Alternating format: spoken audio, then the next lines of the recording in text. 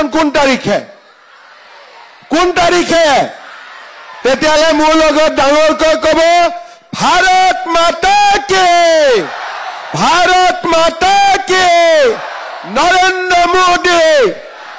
Narendra Modi BJP AGP Piyush Hazarika Rama Deori বহুত বহুত ধন্যবাদ আজিৰ সভাত আমাৰ মাজত উপস্থিত অসম চৰকাৰৰ সন্মানীয় মন্ত্ৰী পীযুষ হাজৰিকা ডাঙৰীয়া মৰিগাঁও সমষ্টিৰ সন্মানীয় বিধায়ক ৰমাকান্ত দেউৰী ডাঙৰীয়া মৰিগাঁও জিলা বিজেপিৰ সভাপতি ৰামপ্ৰসাদ সৰকাৰ ডাঙৰীয়া এজিপিৰ সভাপতি ৰাজেন বৰা ডাঙৰীয়া পল্লৱ বৰদলৈ ডাঙৰীয়া মল্লিকা বৰদলৈ ডাঙৰীয়ানী চন্দন দাস ডাঙৰীয়া প্ৰণৱ লহকৰ ডাঙৰীয়া তপন দাস ডাঙৰীয়া আজিৰ সভাত উপস্থিত আই মাতৃসকল যুৱক যুৱতী বন্ধু বান্ধৱীসকল আৰু মোৰ সেৱাৰ্থলী ৰাইজ আজি আমাৰ আৰু 1.5 ঘণ্টা পিছত 4:30 বজাত নিৰ্বাচনী প্ৰচাৰ সামৰণি পৰিব আৰু 7 তাৰিখে আমি সকলোৱে পঞ্চায়ত ইলেকশ্যনত ভোটদান কৰিম এটা কথা মই ৰাইজক কম যে এই বছৰটো বহাগ বিহুৰ পৰা নতুন বছৰ আৰম্ভ হ'ল আৰু নতুন বছৰত আমি পঞ্চায়তত ভোট দিম চ'ত মাহত আমি বিধানসভা নিৰ্বাচনত ভোট দিব লাগিব তাৰ মানে বহাগত আমি পঞ্চায়তত ভোট দিব লাগিব চ'ত মাহত আমি আকৌ এবাৰ পীযুষ হাজৰিকাত ভোট দিব লাগিব শ্ৰদ্ধাৰ ৰাইজ সেই কাৰণে এই বছৰটো আমাৰ কাৰণে গুৰুত্বপূৰ্ণ বছৰ চৰকাৰৰ বাবেও গুৰুত্বপূৰ্ণ বছৰ ৰাইজৰ কাৰণেও গুৰুত্বপূৰ্ণ বছৰ আমি লোৱা প্ৰতিটো সিদ্ধান্ত আমি লোৱা প্ৰতিটো ভোট যাতে ৰাইজৰ কল্যাণ হয় জনতাৰ মংগল হয় আমাৰ অসমখন আগুৱাই যাব পাৰে চৰকাৰ আহে চৰকাৰ যায় মুখ্যমন্ত্ৰী আহে মুখ্যমন্ত্ৰী যায় কিন্তু ৰাজ্য থাকে ৰাইজ থাকে আৰু দেশ থাকে যিসকল চৰকাৰৰ দায়িত্বত থাকে তেওঁলোকৰ দায়িত্ব যে থকা দিনকেইটা ৰাইজৰ বাবে দিনে নিশাই কাম কৰিব লাগে আৰু সমাজখনক আমি আগুৱাই লৈ যাব লাগে শ্ৰদ্ধাৰ ৰাইজ অসমৰ মুখ্যমন্ত্ৰী হিচাপে মোৰ নম্বৰ 15 তাৰ মানে মোৰ আগতে বহুত মুখ্যমন্ত্ৰী অসমত হৈছে সকলোৱে কাম কৰিছে কিন্তু এটা কথা আপোনালোকে মনত ৰাখিব যে যোৱা 40 বছৰ 79 চনত আমি বিদেশী নাগৰিক বহিষ্কাৰৰ আন্দোলন কৰিলো 85 চুক্তি হল আলফাৰ আন্দোলন আৰম্ভ হল বড়ো আন্দোলন আৰম্ভ হল কাৰ্বি আন্দোলন আৰম্ভ হল ডিমাছাৰ আন্দোলন আৰম্ভ হল জনজাতীয় অজনজাতীয় লোকৰ মাজত সংঘাত হল 40 বছৰ অসমৰ মানুহে এটা দিনো পাৰ কৰা নাছিল যিটো দিনা কৰবাত নহয় কৰবাত আন্দোলন হোৱা নাছিল কৰবাত নহয় কৰবাত বোমা ফুটা নাছিল কৰবাত নহয় কৰবাত গুলিকাণ্ড হোৱা নাছিল কৰবাত নহয় কৰবাত আমাৰ মানুহৰ অপহৰণ হোৱা নাছিল 40 বছৰ 79 85 90 96 2001 আগবাঢ়ি গৈ থাকিলো কিন্তু অসমত শান্তি স্থাপন নহল আৰু আমাৰ ৰাজ্যখন এসময়ত ভাৰতৰ মানুহে ভাবিছিলে যে অসমৰ আৰু উন্নতি নহব, অসম যেনেকে আছে অসম তেনেকেই থাকিব। 2021 চনত ৰাইজৰ আশীৰ্বাদত আমি অসমত চৰকাৰ গঠন কৰিছিলোঁ। আজি আপোনালোকে চিন্তা কৰক, এবাৰ মনত পেলাওক আৰু ভালকৈ মনত পেলাওক, যোৱা 4 বছৰ অসমত এটাও বোমা ফুটা নাই, এটাও গুলিকাণ্ড হোৱা নাই, এজনো নিৰাপৰাধী লোকৰ মৃত্যু হোৱা নাই। 40 বছৰ পিছত এইবাৰ প্ৰথমবাৰ অসমৰ আকাশৰ পৰা অন্ধকাৰৰ কলীয়া মেঘ আঁতৰি সূৰুজৰ পোহৰে আমাৰ ৰাজ্যখনক আজি আলোকিত কৰিছে। আমি এখন নতুন অসম নিৰ্মাণৰ পথত দুৰন্ত গতিত আগবাঢ়িছো। শ্ৰদ্ধাৰ ৰাইজ, আজি মই গৌৰৱ অনুভৱ কৰোঁ যে যোৱা 4টা বছৰত মই অসমৰ মুখ্যমন্ত্ৰীৰ দায়িত্ব লোৱাৰ পিছত জনজাতীয় আৰু অজনজাতীয় লোকৰ মাজত সমন্বয়ৰ সেতু আকৌ এবাৰ আমি বান্ধিব পাৰিলো। আজি বড়োলেণ্ড শান্ত, কাৰ্বি আলং শান্ত, ডিমা হাছাও শান্ত, অসমীয়া আৰু বঙালীৰ মাজত কাজিয়া নাই, অসমীয়া আৰু বিহাৰীৰ মাজত কাজিয়া নাই, অসমীয়া আৰু হিন্দী ভাষীৰ মাজত কাজিয়া নাই। আজি সকলোৱে মিলি সমন্বয়ৰ মাজেৰে বাস কৰিছে আৰু এখন নতুন অসমৰ সপোন দেখা পাইছে। যোৱাকালিলৈকে মানুহে কৈছিল গোৰ্খা বিদেশী, আজি কোনেও নকয়। যোৱাকালিলৈকে কৈছিল নাগৰিকত্ব আন্দোলন বঙালী বেয়া,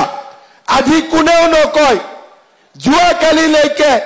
সাধাৰণ মানুহ আৰু জনজাতীয় লোকৰ মাজত বিশ্বাস অবিশ্বাস আছিল, সেই অবিশ্বাস আজি বিশ্বাসলৈ ৰূপান্তৰ হ'ল। আৰু আমাৰ চৰকাৰৰ দিনতেই প্ৰতিটো জাতি, প্ৰতিটো উপজাতিয়ে অসমখনক নিজৰ মাতৃভূমি বুলি গৌৰৱ কৰিবলৈ কুণ্ঠাবোধ নকৰা হ'ল। আজি আমাৰ ৰাজ্যৰ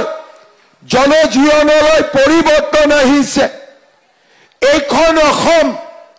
এদিন অংগনবাদী চাকৰি এটাৰ কাৰণেও ঘোষ দিব লাগিছিলে।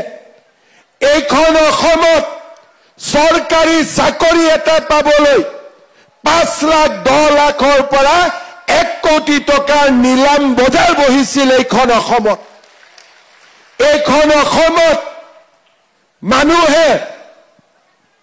ন্যায় নাপাইছিলে। কংগ্ৰেছী মানুহবিলাকে মানুহৰ পৰা টকা তুলিছিল চাকৰি দিম বুলি, চাকৰিও নাপায়, টকাও ঘূৰাই নাপায়। যিমান কংগ্ৰেছৰ নেতাবিলাকে আজি ডাঙৰ ডাঙৰ বিল্ডিং বনাইছে, ৰাইজৰ চাকৰি দিম বুলি তোলা টকাৰে আজি তেওঁলোকে ডাঙৰ ডাঙৰ বিল্ডিং বনাইছে। আজি তেওঁলোকে আমাৰ জাতিটোক কোনোবা এটা জেগালৈকে লৈ গৈছিলে, আমি যাৰ পৰা উভতি অহাৰ কথাও চিন্তা কৰিব পৰা নাছিলো। আজি মৰিগাঁও জিলা বানে বিধ্বস্ত জিলা আছিলে। মৰিগাঁও জিলাত কেতিয়াবা বানপানী নোহোৱা হ'ব মানুহে সপোনতো ভবা নাছিলে। মৰিগাঁও আৰু দৰঙৰ মাজত দলং হ'ব মানুহে সপোনতো ভবা নাছিলে। জাগিৰোডৰ পেপাৰ মিলৰ জেগাত অসমৰ আটাইতকৈ ডাঙৰ উদ্যোগ প্ৰতিষ্ঠা হ'ব মানুহে সপোনতো ভবা নাছিলে। যি জাগিৰোডলৈ কোকৰাঝাৰ ওদালগুৰিৰ পৰা মানুহ ফুৰিব নাহিছিল, আজি জাপানৰ পৰা মানুহ জাগিৰোড ফুৰিব আহে। এক নতুন জাগিৰোডৰ আজি জন্ম হৈছে। শ্ৰদ্ধাৰ ৰাইজ, এইখন অসম আমি যদি আৰু 5টা বছৰ 10টা বছৰ ধৰি ৰাখিব পাৰো, অসমত জনজাতীয় অজনজাতীয়ৰ আৰু কেতিয়াও কাজিয়া নহয়, হিন্দু মুছলমানৰ কাজিয়া নহয়, কোনেও কোকৰাঝাৰ ওদালগুৰিৰ নৰসংহাৰ আৰু দেখিব নালাগে আমি এখন নতুন অসম নিৰ্মাণ কৰিব পাৰি শ্ৰদ্ধাৰ ৰাইজ 15টা বছৰ আমাক কি দিছিলে কংগ্ৰেছে এবাৰ মনত পেলাওক কংগ্ৰেছ দলৰ চৰকাৰ আছিলে মুখ্যমন্ত্ৰী আছিলে মন্ত্ৰী আছিলে অংগনবাদী ঘৰ দিছিলে পাৰৰ বাহৰ দৰে মথাউৰি নিৰ্মাণ হৈছিলে গাঁৱত ৰাস্তা এটা নবনাইছিলে আমাক ভোটৰ বিনিময়ত কি দিছিলে লুঙি ধুতি খুটা কম্বল আৰু আঠুৱা তাৰ বাৰে বেলে কিবা দিছিলে আমাক কি দিছিলে কংগ্ৰেছে কি দিছিলে লুঙি দিছিলে না নাই কি দিছিলে ধুতি কি দিছিলে খুটা কি দিছিলে কম্বল কি দিছিলে আঠুৱা পাঁচটা অমৃত খুৱাইছিলে লুঙি ধুতি খুটা কম্বল আৰু আঠুৱা এতিয়া তেওঁলোকে কয় আমাক ভোট লাগে আৰে বাবা আমি লুঙিত ভোট দিম নেকি আমি ধুতিত ভোট দিম নেকি শ্ৰদ্ধাৰ ৰাইজ কংগ্ৰেছ যদি আকৌ আহে অসমত লুঙি ধুতিৰ চৰকাৰ হ'ব কাৰোবাক আকৌ লুঙি ধুতিৰ চৰকাৰ লাগে নেকি লুঙি ধুতিৰ চৰকাৰ মই মাজে মাজে কংগ্ৰেছী বিলাকক কওঁ যে তহঁতি হাতৰ ছবিটো বাদ দে লুঙিৰ ছবিতে ইলেকশ্যনত হয়নে নহয় শ্ৰদ্ধাৰ ৰাইজ কৰিব তেওঁলোকেও পাৰিলেহেঁতেন যদি হিমন্ত বিশ্ব শৰ্মাই অৰুণোদয় আনিলে কংগ্ৰেছেও পাৰিলেহেঁতেন যদি হিমন্ত বিশ্ব শৰ্মাই টকা নোখোৱাকৈ চাৰ্ক কৰি দিব পাৰে কংগ্ৰেছেও দিব পাৰিলেহেঁতেন কিন্তু ৰাইজৰ কাৰণে কাম কৰাৰ ইচ্ছা থাকিব লাগিব আজি কংগ্ৰেছী বিলাকে মোক বিধানসভাত কয় যে আপুনি অৰুণোদয় দি হিতাধিকাৰী সিলেক্ট কৰিছে কি কয় বোলে অৰুণোদয় আঁচনিয়ে হিতাধিকাৰী সৃষ্টি কৰিব ঠিক আছে অৰুণোদয় হিতাধিকাৰী কৰিব লুঙিয়ে কি কৰিব ধুতিয়ে কি কৰিব লুঙি ধুতিয়ে কি কৰিব সেইটো নকয় কিয় তেওঁলোকৰ হিংসা লাগে যে ৰাইজে এতিয়া লুঙি ধুতিৰ কাৰণে মিটিঙত যাব নালাগে আগত কি আছিলে বোলে কংগ্ৰেছৰ মিটিং মহিলাসকলক ঠিক আছে মিটিঙত গলে কি পাম বোলে খুটা পাম মহিলাসকল মিটিঙত গল 5000 মহিলা কাকৰ ওপৰত 200 বান্ডিল খুটা কাক দিব মিটিং হল ওপৰৰ পৰা দলিয়াই দিলে মহিলাসকলে ক্ৰিকেটৰ বলৰ কেচ ধৰা দি খুটাৰ ওপৰত জপিয়াই পৰিলে আছিল নে নাই তেনেকুৱা পৰিৱেশ আপোনালোকে মনত পেলাব আপোনালোকক মিটিঙত মাতি নিয়ে খুটা দিম বুলি ঘৰলৈ আহোঁতে খুটাও নাহে লাজ কৰি আকৌ ঘৰত সোমাব লাগে গিৰিয়েকে কয় খুটা পাম বুলি গৈছিলি নহয় মিটিঙত কত পালি খুটা হয়নে নাই মই মিছা কৈছো নেকি নতুন বোৱাৰীসকলে গম নাপাব কিন্তু পুৰণা বোৱাৰীসকলতো মনত আছে নহয় মিটিঙত যাওঁ খুটা পাম বুলি মিটিঙৰ পৰা ঘূৰি আহো খুটা দুটা নাই কাপোৰখনে ফাটি আহিছে খুটাৰ লাইনত থিয় হৈ পেলাই আছিল নে নাই তেনেকুৱা পৰিৱেশ আজি আমি অসমীয়া মহিলাৰ সন্মানৰ কাৰণে কাম কৰিছো ঘৰত বিয়া নোহোৱা ছোৱালীজনীৰ সন্মান হ'ব লাগে বিধৱা মহিলাগৰাকীৰ সন্মান হ'ব লাগে ঘৰৰ স্বামীয়েও মহিলাগৰাকীক সন্মানৰ চকুৰে চাব লাগে আজি অৰুণোদয়ে অসমৰ মহিলাৰ সন্মান বৃদ্ধি কৰিছে মান মৰ্যাদা বৃদ্ধি কৰিছে শ্ৰদ্ধাৰ ৰাইজ জাগিৰোড সমষ্টিত প্ৰথমতে আমি 16,000 22,000 28,000 এইবাৰ আমি 40,000 মহিলাক অৰুণোদয় দিবৰ কাৰণে ঠিক কৰিছো পীযুষ হাজৰিকাই মোক কৈছে যে দাদা 40ত হৈ যাব কিন্তু আৰু 4-5 হাজাৰ হলে সকলোৱে পাব মই আজিৰ সভাতে কৈছো জাগিৰোডৰ কাৰণে আৰু 4-5 হাজাৰ আমি অৰুণোদয় আঁচনি দি দিম ভাল হ'বনে বেয়া হ'ব লুঙিতকৈ ভাল হ'বনে বেয়া হ'ব হ'ব ভাল শ্ৰদ্ধা ৰাইজ অৰুণোদয় আঁচনি আহিলে 1250 টকা আমি মাহত পাওঁ বিজেপিৰ মিটিঙত যাব নালাগে পইচা আনিবৰ কাৰণে নিজে নিজে একাউণ্টত সোমাই নে নাই শ্ৰদ্ধা ৰাইজ বিনামূলীয়া চাউল পাওঁ মোদী ডাঙৰীয়াই আমাক চাউল দিয়ে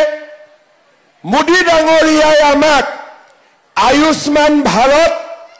আয়ুষ্মান অসমৰ কাৰ্ড দিছে 5 লাখ টকালৈকে আমি বিনামূলীয়া চিকিৎসা পাব পাৰো শ্ৰদ্ধা ৰাইজ কলেজত নামভৰ্তি বিনামূলীয়া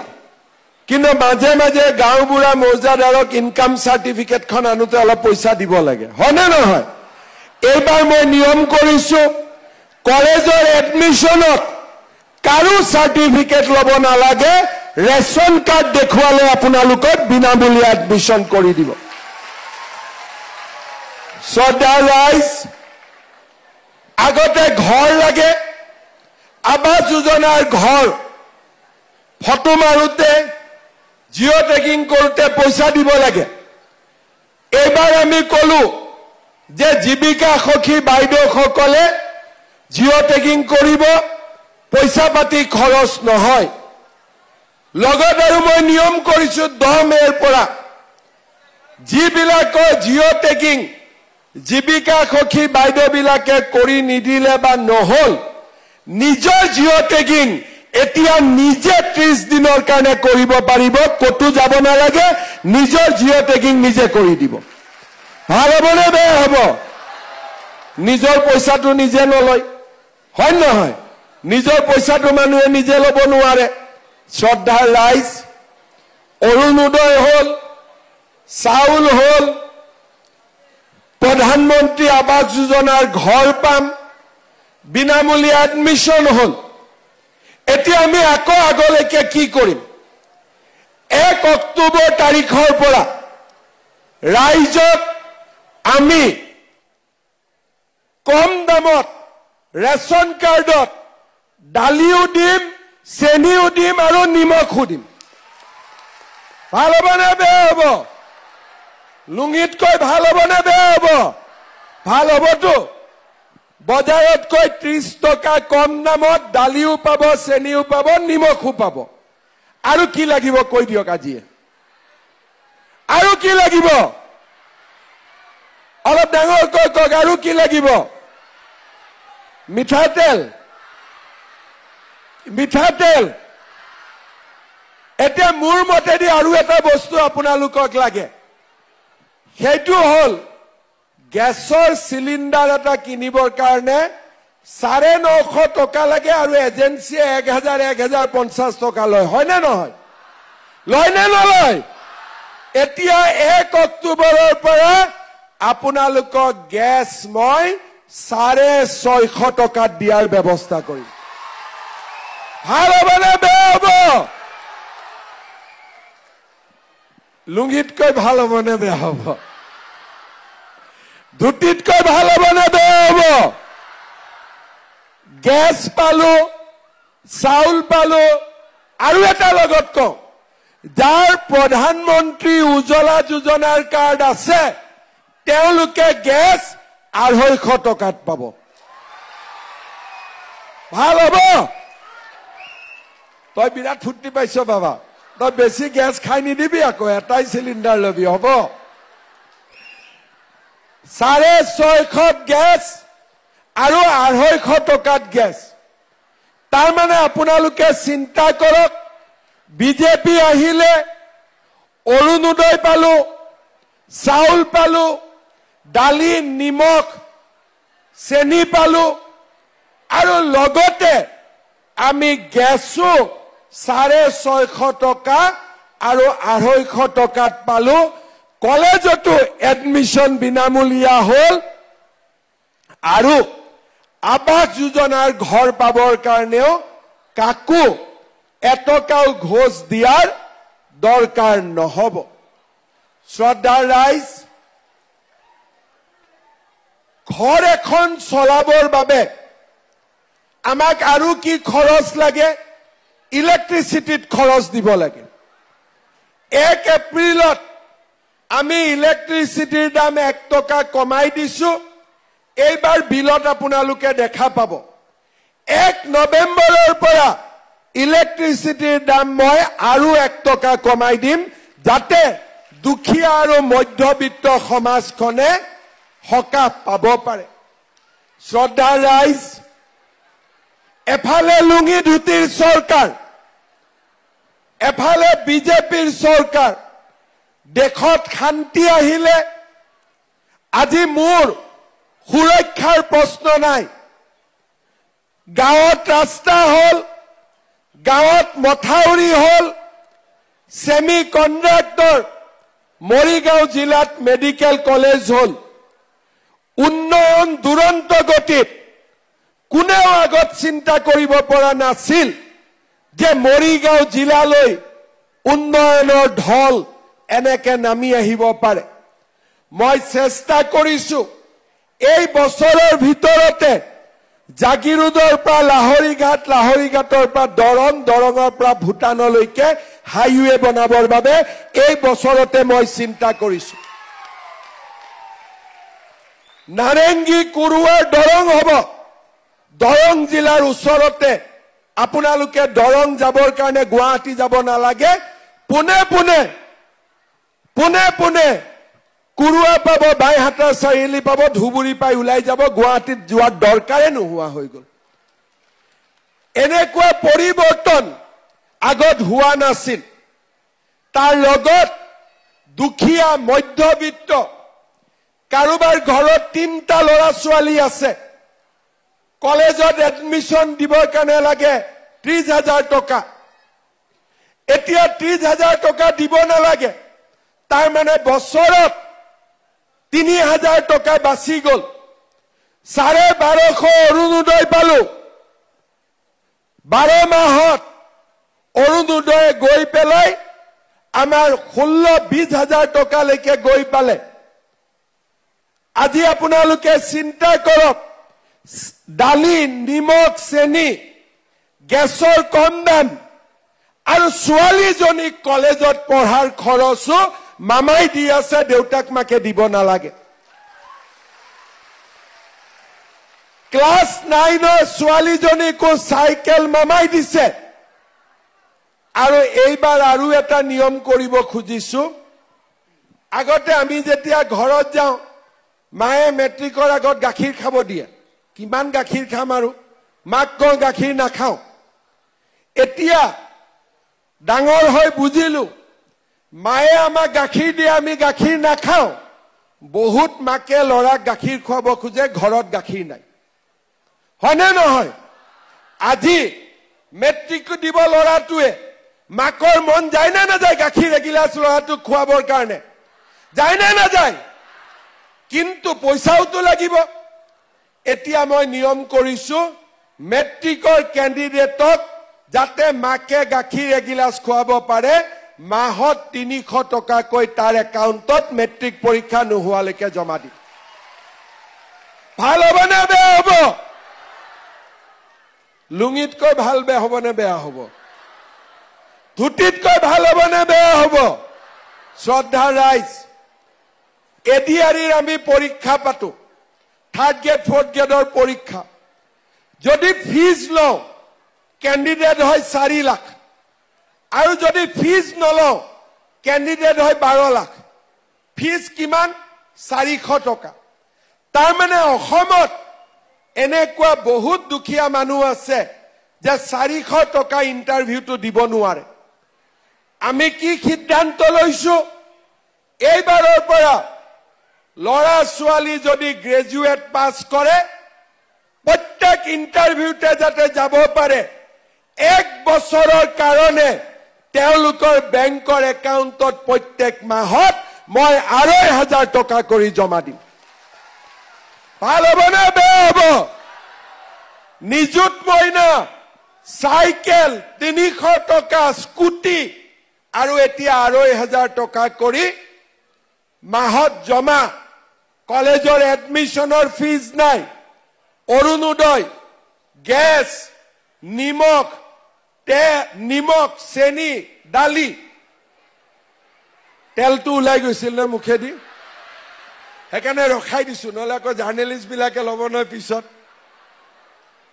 মই এতিয়া ৰাইজক কৈ আছো যে এই 5 বছৰটো মই প্ৰথম মুখ্যমন্ত্ৰী, নিয়মো নাজানো। মই ভাবো তৰুণ গগৈ কৰিব নোৱাৰা কামনো মই কেনেকে কৰিম। চাওঁতে চাওঁতে দেখিলো ইমান টান কাম নহয়, নোহোৱা কামবিলাক কৰিয়ে দিলো। সেইকাৰণে এইবাৰ মই ৰাইজক কৈছো যে এই 5 বছৰ নিত্য নাটিকাহে আছিল, অহাবাৰহে আচল নাটক দেখা পাব ৰাইজে। তাৰমানে যি মুখেদি ওলাব তাকে কৰি দিম। কংগ্ৰেছে মাজে মাজে মোক কয় এই হিমন্ত বিশ্ব শৰ্মাই সপোনত যি দেখি পিছদিনাই তাকে কৈ দিয়ে। এতিয়া মই কি কৰিম? ভগৱানে যদি ভাল সপোন দেখুৱাই থাকে, ভগৱানে লুঙিৰ সপোন দেখুৱালে লুঙি দেখিলেহেঁতেন, ভগৱানে বিনা পইচাত চাকৰিৰ সপোন দেখুৱাই, গতিকে বিনা পইচাত চাকৰি দি আছো।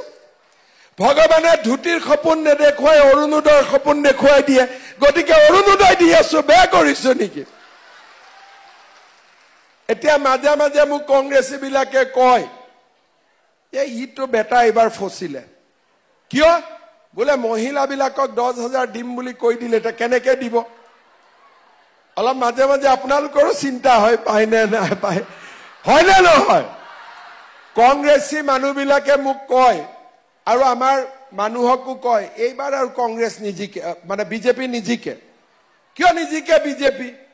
বোলে মহিলাক 10,000 দিম বুলি ক'লে, এতিয়াতো টকাটো দিব নোৱাৰিব, গতিকে সকলো মহিলাই বেয়া পাব, গতিকে এইবাৰ আৰু কংগ্ৰেছ আহিবই। মাথাত গোবৰ সোমাই আছে, সিহঁতৰ মাথাত গোবৰ সোমাই আছে।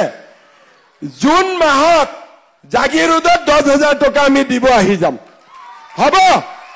হবনে নাই? এতিয়া 10,000টোতো পাবই।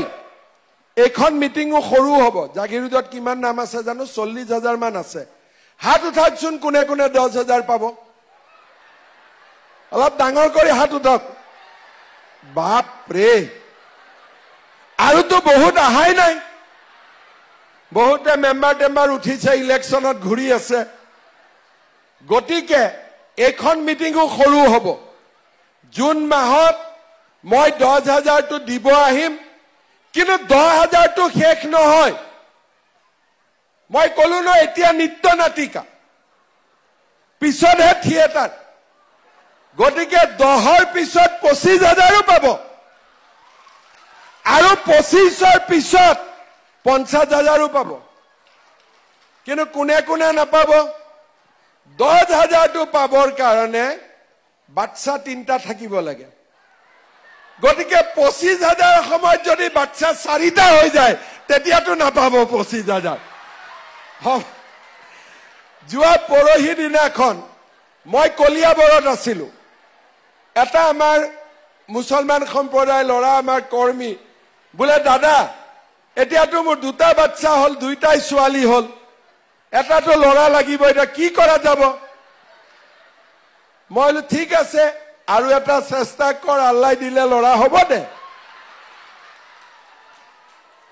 বোলে দাদা যদি ল'ৰা নহয়, মই বোলো যদি 1 নম্বৰ নহয়, 2ত নহয়, 3 নহয়, তাৰমানে আল্লাই তোক জীৱনত ল'ৰা নিদিয়ে। ঠিক কৈছো নে নাই? মই আমাৰ চৰকাৰখনে আজি প্ৰথমবাৰ অসমত কোনো চৰকাৰে নোকোৱা কাম আজি আমি কব সাহস কৰিছো। আগতে মানুহে ভাবে যদি হাক দিও 11 বছৰ ছোৱালীক বিয়া দিব নালাগে, 12 বছৰ ছোৱালীক বিয়া দিব নালাগে, কিজানি ভোট নিদিয়ে। ভোটৰ কাৰণে ৰাজনীতি নহয়, ৰাজনীতি হয় মানুহৰ কাৰণে। আজি আমি নিয়ম কৰিছো 11-12 বছৰত কোনোবাই যদি কাবাক বিয়া কৰায়, সি জেলতে গৈ হনিমুন কৰিব লাগিব, সি জেলৰ ভিতৰত সোমাব লাগিব। এতিয়া আমাৰ মুছলমান সম্প্ৰদায়ৰ ছোৱালীবিলাকক মই যেতিয়া হেলিকপ্টাৰৰ নামি লগ পাওঁ সিহঁতি মোক কয় যে মামা আপুনি আমাক নতুন জীৱন দি দিলে নহলে বাবাই আমাক বিয়া দি দিলে তেতিয়া আপোনাৰ ভয়ত বিয়া দিয়া নাই মই ঠিক কৈছো নে নাই আপোনালোকে শুনা পাইনে নাই এইবোৰ কথা আজি তাৰ ফলত যোৱাকালি এটা লৰাই কৈছে এই যে আপুনি অৰুণোদয় দি আমাৰ মহিলাবিলাকক বেয়া কৰি দিলে আমাৰ কথা নুশুনে মানে হয় নেকি তেতিয়া ভৱিষ্যতে অৰুণোদয় ডাবল কৰি দিব লাগিব যাতে তহঁতৰ কথা একো নুশুনা হৈ যায় কথাটো কি মহিলা গৰাকীয়ে বাচ্চা জন্ম নিদিয়ে সিহঁতি দিব খোজে বাচ্চা জন্ম হেতুহে কথা নুশুনে বেলেগটো নাই আৰে 12 বছৰ 15 বছৰ 16 বছৰ 12টা বাচ্চাৰ মাক কেনেকে হ'ব মোক কওকচোন আগতে ছোৱালীয়ে কোৱা সাহস নকৰিছিল এতিয়া মামাৰ দমত ডাইৰেক্ট কৈ দিয়ে এই যদি কৰ মামাক লগাই দিম WhatsApp দি দিম আজি সেই কাৰণে আমাৰ অসমৰ পৰিৱৰ্তন হৈছে সকলো মানুহ ফুৰ্তিত থাকে এতিয়া হিন্দুৰ মহিলাও ফুৰ্তিত থাকে মুছলমান মানুহৰ মহিলাও ফুৰ্তিত থাকে আৰু মতা মানুহজনৰ সবচে লাভ হৈছে কিয় লৰা ছোৱালী কলেজত এডমিশন দিব লাগে খুদত টকা নিব লাগে এতিয়াতো বিনা পইচাত এডমিশন হৈ গল বুলে গ্যাসৰ সিলিন্ডাৰ আনিব লাগে কৰ পৰা পাব 1000 টকা খুদত টকা আনিব লাগে সবৰ দায়িত্ব মুৰমুৰৰ ওপৰত এতিয়া সকলোতকৈ লাভ হৈছে মতা মানুহৰ বিজেপি অহা কাৰণে কাৰণ মাইকী মানুহে আমাৰ মহিলাই যি 1250 টকা পায় এক টকাও ঘৰৰ কামতে খৰচ কৰে বেলেগ কোনো কামত খৰচ নকৰে হয় না নহয় এই যে 10,000 মহিলাই পাব পাক্কা সকলোৱে ভাল কামতে খৰচ কৰিব কোনেও বেয়া কামত খৰচ নকৰে বিহালীত আমি 10,000 টকা দিলো এগৰাকী মহিলাই মোক সেলফি উঠি আছিল ফটোটো উঠা নাই কৈছে মামা আজি মোবাইলটো পেলাই দিম নতুন মোবাইল কিনিম মই বলে এইটো 10,000 দি নিকিনিবি বলে দাদা আৰু তো বেলেগ পইচা নাই মলে আকৌ সৰকাৰ আহক অহাবাৰ লাগিলে মোবাইল এটা ময়ে দি দিম কিন্তু এইটো টকা দি কিনিব নালাগে সেই কাৰণে কৈছো এইবাৰ নিত্য নাটিকা অহাবাৰ বহুত কাম ওলাব আৰু ওলাব অসমখনক আমি আগুৱাই লৈ গৈ থাকিম ভাৰতবৰ্ষৰ সৰ্বশ্ৰেষ্ঠ ৰাজ্যত আমি ৰূপান্তৰ কৰিম অলপ আগতে মই পলাশবাৰীত আছিলো বলে এইবাৰ 1.5 লাখ চাকৰি দিলো নিত্য নাটিকা অহাবাৰ 3 লাখ চাকৰি দি দিম চাকৰি নোপোৱা লৰাবিলাকৰ কি হ'ব তাকো কৈছো চাকৰি নাই পোৱা ব্যৱসায় কৰ বাণিজ্য কৰ 2 লাখ টকাকৈ মামাই দি দিব কাম কৰ সকলোকে মৰম সকলোকে চেনে সকলোকে আজি আমি মৰমেৰে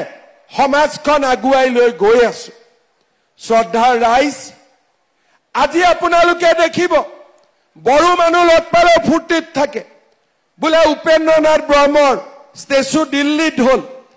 তিৱা মানুহ লটপালে ফুৰ্তিত থাকে বোলে জুঙাল বলহুৰ ডাঙৰ প্ৰতিমূৰ্তি হ'ল সমস্যাবোৰ সমাধান হ'ল হিন্দু মানুহ মই দেখা পালে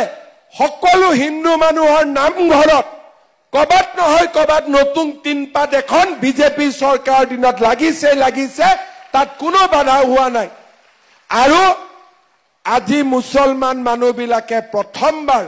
কোকৰাঝাৰ দেখা নাই ওদালগুৰি দেখা নাই সাম্প্ৰদায়িক সংঘৰ্ষ নাই সকলো মানুহ আজি শান্তিত আছে প্ৰথমবাৰ অসমত ইমান মানুহ শান্তিত আছে হয়নে নহয়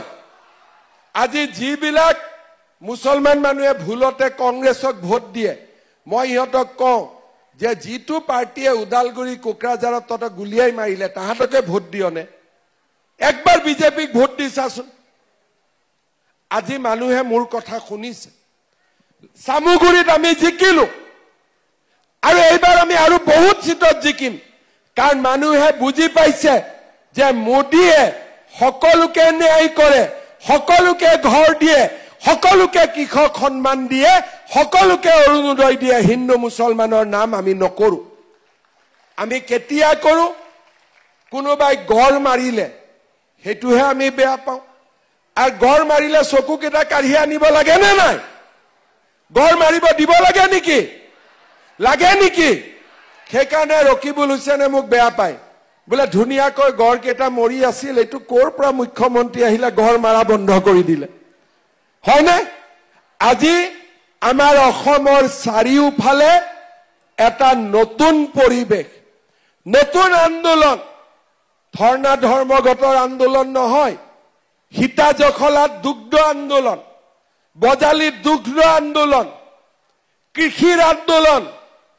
মৰিগাঁৱত এতিয়া মাকৈ খেতিৰ আন্দোলন। হয়নে না? মই ঠিক কৈছো নে নাই? আজি আমাৰ ৰাজ্যখনলৈ পৰিৱৰ্তন আহিছে, কিতাপ পঢ়াৰ আন্দোলন, এচিএছ অফিচাৰ হোৱাৰ আন্দোলন। কোন এচিএছ হয়? তামোল পাণ বেপাৰীৰ ল'ৰা, ৰিক্সা চালকৰ ল'ৰা, কৃষকৰ ল'ৰা। আজি 1 কোটি টকা দিব নালাগে, চাকৰি নামত কোনো বাপৰ বেটাই তামোল পাণ এখনো অসমত আজি খাব নোৱাৰে। আজি আমি আমাৰ ৰাজ্যখনৰ জীৱনলৈ পৰিৱৰ্তন আনিছো, অভূতপূৰ্ব পৰিৱৰ্তন আহিছে। অসমীয়া ভাষা, ধ্ৰুপদী ভাষাৰ মৰ্যাদা পালে, আমাৰ বিহুৱে আন্তৰ্জাতিক স্বীকৃতি পালে, ঝুমুৰে বিশ্বজুৰি সন্মান পালে। আজি আমাৰ ৰাজ্যত প্ৰথমবাৰৰ বাবে প্ৰাথমিক পৰ্যায়ত তিৱা ভাষা, মিচিং ভাষা, ৰাভা ভাষাৰ প্ৰৱৰ্তন হ'ল। আজি প্ৰতিটো জাতি উপজাতিয়ে নিজৰ আশা আকাংক্ষাক বাস্তৱত ৰূপায়িত কৰিব পাৰিছে। আজি কোনো গোৰ্খাৰ গাত ডি ভোটাৰৰ কলংক নাই। কোনো গোৰ্খাক আজি বিদেশী বুলি ক'ব নোৱাৰে। আজি প্ৰথমবাৰ অসমত বঙালী, হিন্দী ভাষী সকলো মানুহে নিৰাপদ অনুভৱ কৰে, কাৰণ মোদীৰ চৰকাৰ চলি আছে, বিজেপিৰ চৰকাৰ চলি আছে। শ্ৰদ্ধাৰ ৰাইজ, এইখন অসমক আমি ধৰি ৰাখিব লাগিব। এইখন অসমক আমি আগুৱাই লৈ যাব লাগিব। আমি নতুন অসম নিৰ্মাণ কৰিব লাগিব, নতুন জাগিৰোড নিৰ্মাণ কৰিব লাগিব, আৰু অসমক ভাৰতৰ ভিতৰতে এখন সৰ্বশ্ৰেষ্ঠ ৰাজ্যলৈ ৰূপান্তৰ কৰিব লাগিব। শ্ৰদ্ধাৰ ৰাইজ, পঞ্চায়ত ইলেকশ্যনত আমি ভোট দিম, আৰু যেতিয়া ইলেকশ্যন হয় মই আকৌ এবাৰ মোদী চৰকাৰ নাচ এটাও মাৰো। কিন্তু এইবাৰ পেহেলগামৰ ঘটনাই আমাৰ সকলোৰে মন বেদনাসিক্ত কৰি ৰাখিছে। পাকিস্তানৰ সন্ত্ৰাসবাদীয়ে আমাৰ ২৭ গৰাকী নিৰপৰাধী লোকক গুলিয়াই হত্যা কৰিলে। মোদী ডাঙৰীয়াই আমাক কৈছে যে পৃথিৱীৰ য'তেই নাথাকক কিয় সন্ত্ৰাসবাদীসকলক আমি শাস্তি দিম। মোদী ডাঙৰীয়াই ভাৰতক এক শক্তিশালী ৰাষ্ট্ৰলৈ ৰূপান্তৰ কৰিব। ভাৰতৰ সেনাবাহিনীয়ে